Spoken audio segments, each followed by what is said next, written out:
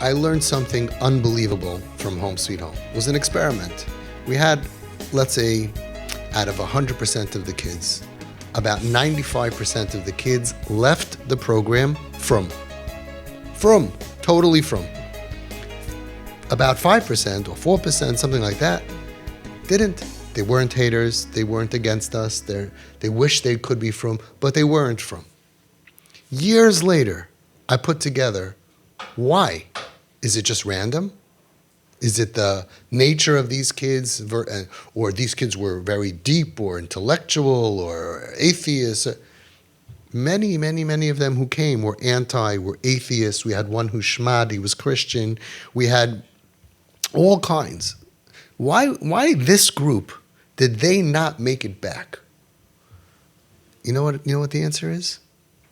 All the other kids had families waiting for them. And these kids didn't. These were kids that each one of them did not have a family to go home to for whatever reason. They did not become from. These kids did. So what does that mean? That means that they were in a program which had no Yiddishkeit. I had no Shachris Mincha Maariv. It was a hashpa, and we just had fun with them, and they had jobs, and we took care of them, and we gave them good food. And they ended up being all Shomer Torah mitzvahs, and these not. Now, that wasn't a last-minute thing. It wasn't that they all became from, but the last day, these guys who didn't have anywhere to go changed their minds. It means that this was dripping in from the beginning.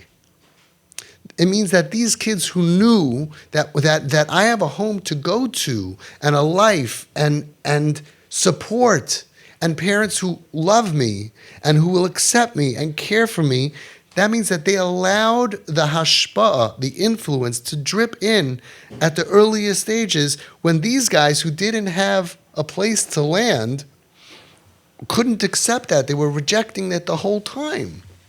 So at the end of the year, these guys we're talking about, when we made Home Sweet Home graduations, we graduated 3 guys, 4 guys, 5 guys.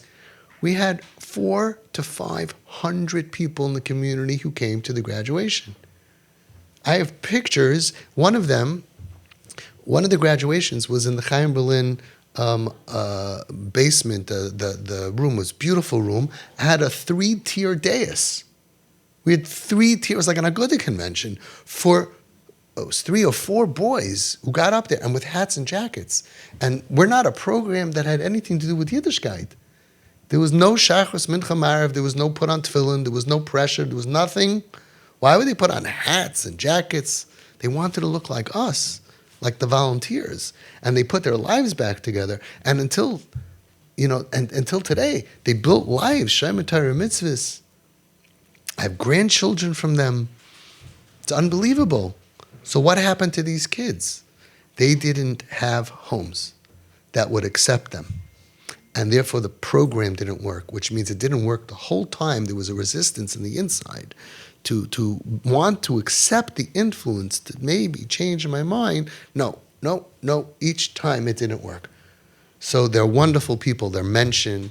They're hardworking. They're sweet. They're compassionate. They're pro-Yiddishkeit, but they're not from.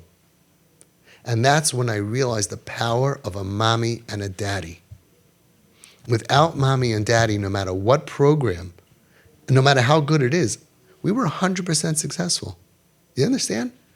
You understand? Everybody's talking about kids at risk, kids at risk. 20 years ago, I opened a program by accident, an experiment, without any training. It was 100% successful. Not one suicide. No kids went back to drugs. No kids are in jail. 100% success with these at-risk kids, and I took pretty rough kids. And on top of that, within a year, almost all of them, Shomer Torah mitzvahs. So it's 100% successful if you have a mommy and a daddy. Without mom and dad healthy and opening their arms and their hearts and waiting for you at the end of the road, it didn't work. That's the power of a mommy and a daddy. No matter what therapist you're going to go to, you can put your kid in the best program in the world. Home Sweet Home, I'm telling you. Look at the data. We were the best program in the world. I don't know why after I closed, why nobody else opened it. It's the most successful program for kids who are struggling with alcohol abuse, gambling, sexual problems, kids who were gay. We had a lot of issues, drugs up to cocaine. Their clean date is the date that they moved into Home Sweet Home.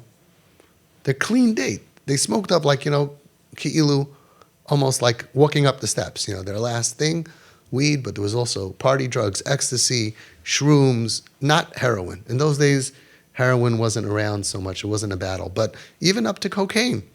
And none of them are drug addicts. Not one of them overdosed. That's 100% successful. And yet, if you don't have parents, you can't make it all the way back. They are successful in all the other categories, thank God, and that's wonderful. And that's all I ever wanted. I never expected any of them to become frum. I'm not Ar Sameach, Esha Torah, Chabad, or whatever. I'm just a dude. I'm just a guy. I thought that one day some guy in a motorcycle gang is going to say, hey, I remember you. You gave me a meal. I didn't expect it to work. This whole experiment, that we're going to be super nice to them and build them up and believe in them, and they're going to be hardworking individuals who keep jobs and are not hurting society and upstanding members of society. I never expected it to work, but it did with a mom and a dad. So you have to make sure that your heart is open. I realized that all the hugs that we gave these kids, from me, the Shabbos hosts, the families that were involved, there were 100. There was like 100 people, all the volunteers. I'm telling you, we made a graduation. I'll show you the video afterwards. I have pictures over there.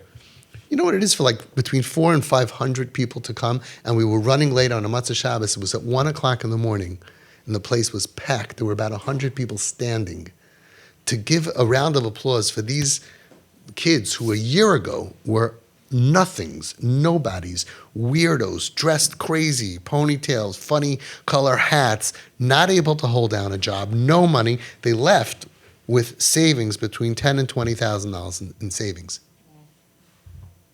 And Klal Yisrael, we were there to support them and to give them a standing ovation. It was unbelievable. I couldn't believe how many people came, how many Rabbanim came. We were about 30 Rabbanim that were there. It was unbelievable maimed to show what a neshama is, how much we appreciate every neshama. We need a mommy and a daddy. Otherwise, you could send them to Utah, to boot camps. I always say they don't need Utah. They need Utah. And Yuma. That's what we do, Yuma and Utah. And then we see miracles. And I just want to say it again because they're here.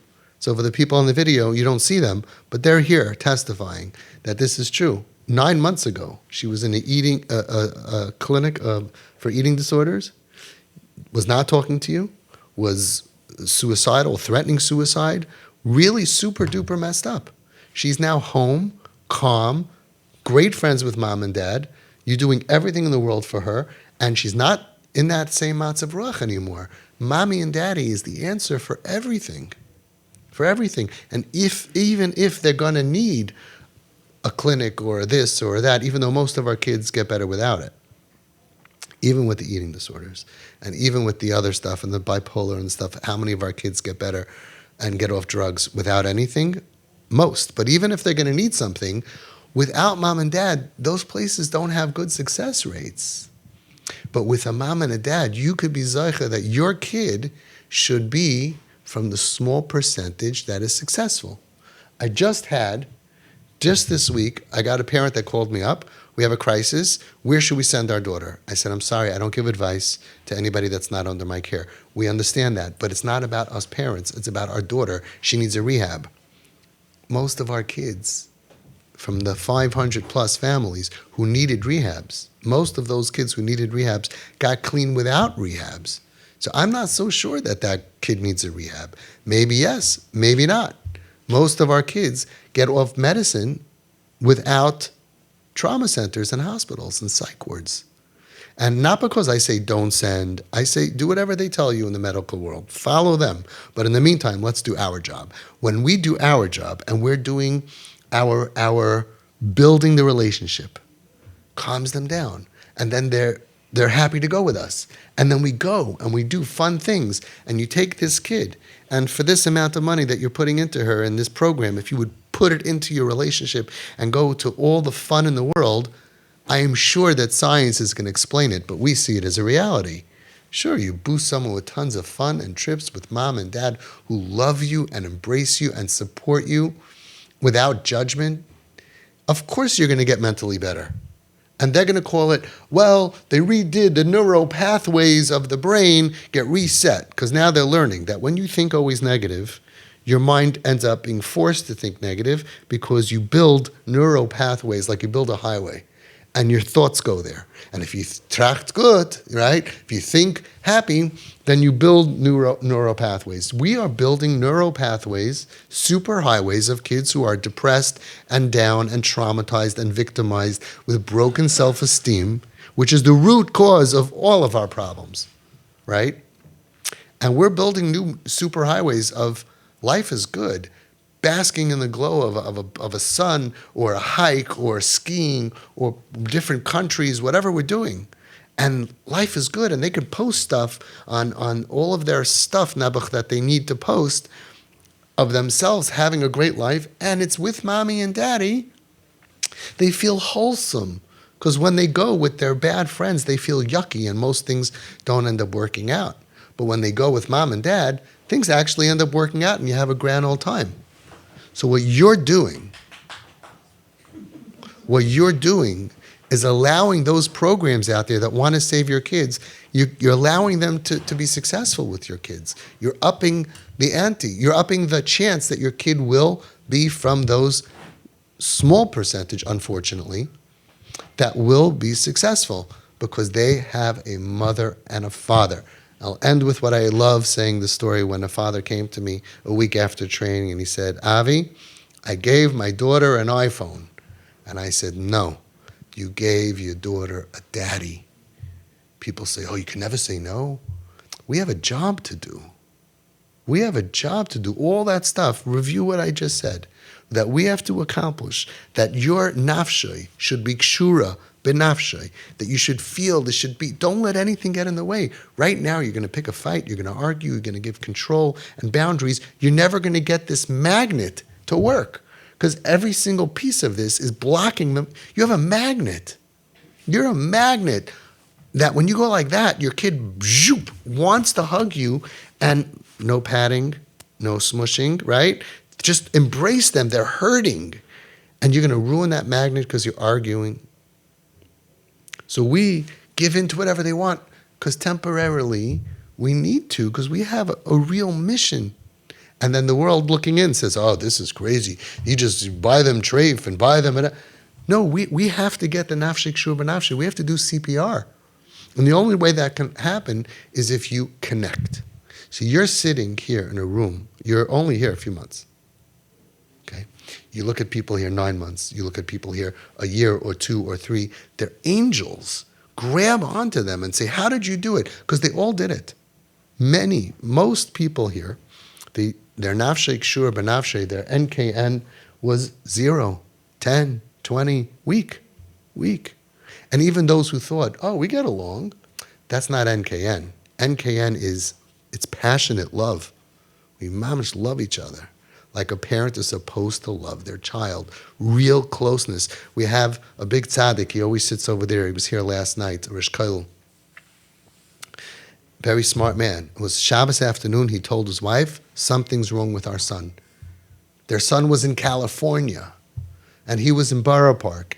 But he had gespiert. He felt that something's wrong with his son. That's nafshei kshur b'nafshei. Karev l'nevuah. And kamayim hapanim lepanim kein lev ha'adam la'adam.